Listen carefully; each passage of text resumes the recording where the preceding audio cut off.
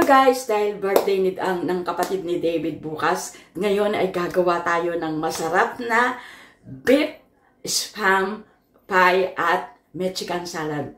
Ito ay sarili kong version. Tara, samahan nyo ko at ituturo ko sa inyo kung paano gumawa nito. Tara na!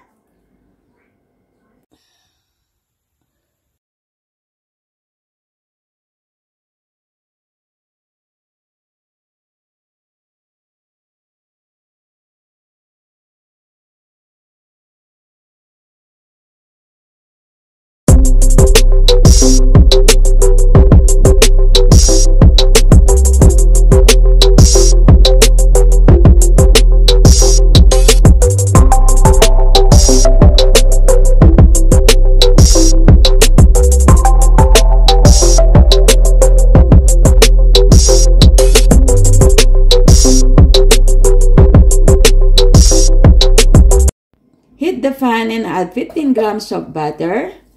And then we add the 300 grams of minced beef.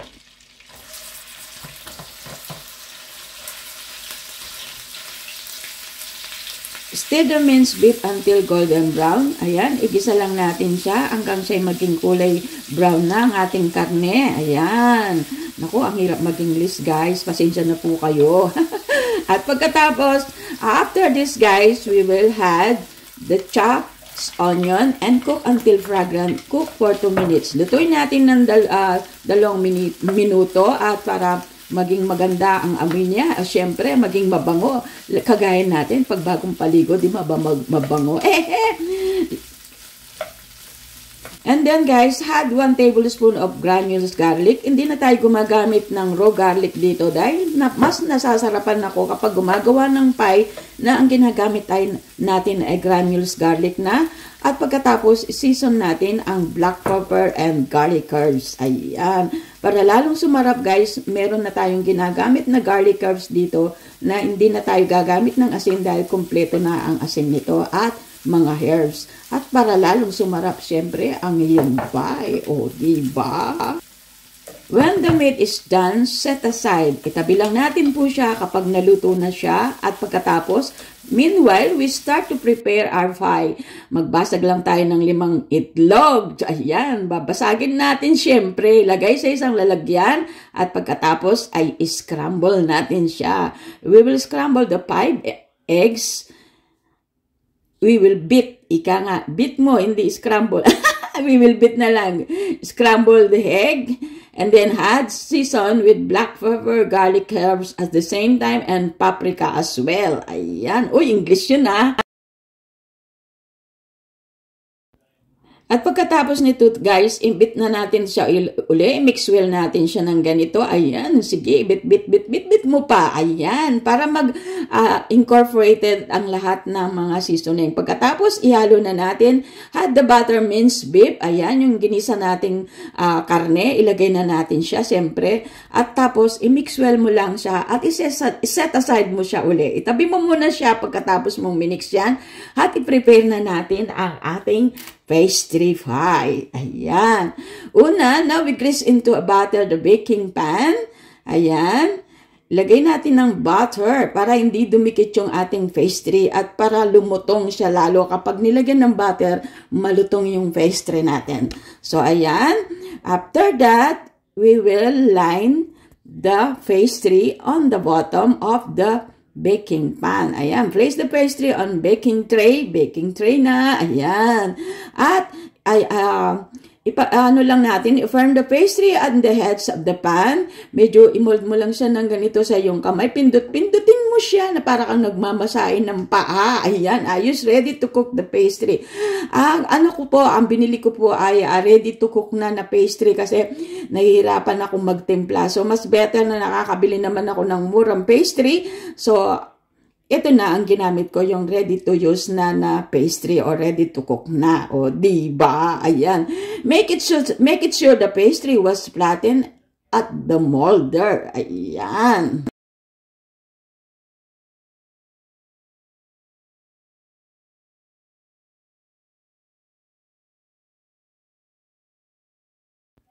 Pagkatapos ay ilagay natin ibuhos na natin ang ating minced beef. Ayan. At ayan. Sairin mo, sayang. At pagkatapos nito guys, ile-layer na natin yung ating spam.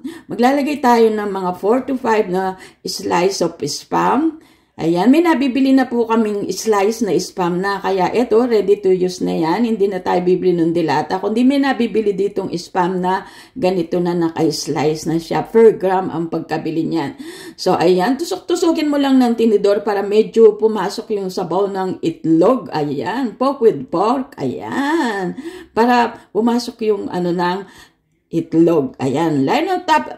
Tapos guys, line on top of 5 slice of cheese spread. Ayan, yung palaman sa tinapay yan guys na pwede siyang ilagay sa mga pie. Yung cheese spread. Ayan.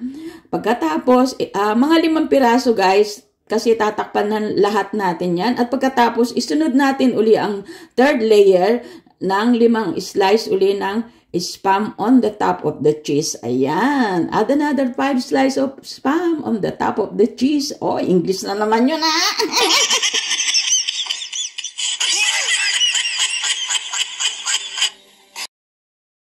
Habang ating nilelayer ito, mega shoutout sa inyong lahat. Thank you for your watching guys. Ayan, sana po ay magustuhan nyo ang ating ginagawang pie. Ayan.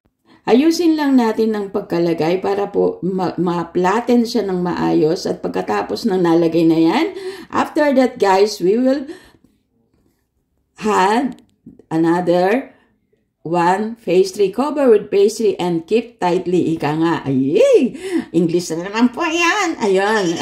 Tapos, pindut-pindutin mo na para kang naglalaro ng paa mo o paa ng asawa mo na pinipindit-pindut mo yung pinaka-edge spoon niya para po masarado siyang maigi. At syempre, para malagyan ng design, o diba? Para naman maging presentable ang ating pie.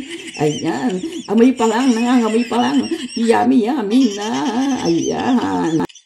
Habang pinipindot ko ito, guys, pagmasdan yung mga daliri ko, naku, Diyos ko, lumalabas na ang ebidensya na ako ay palubog ng araw. Tingnan nyo naman, kulubot ng mga daliri ko. Salamat po. Ayan, at ito po ay nakover na ng maayos. At pagkatapos po ay ating tusok-tusukin ng tinidor. Pork with pork. Ayan, tusok-tusukin po natin siya para po yung init ng ating oven ay pumasok ng maayos sa loob ng ating ingredients. O diba? Tip yun na.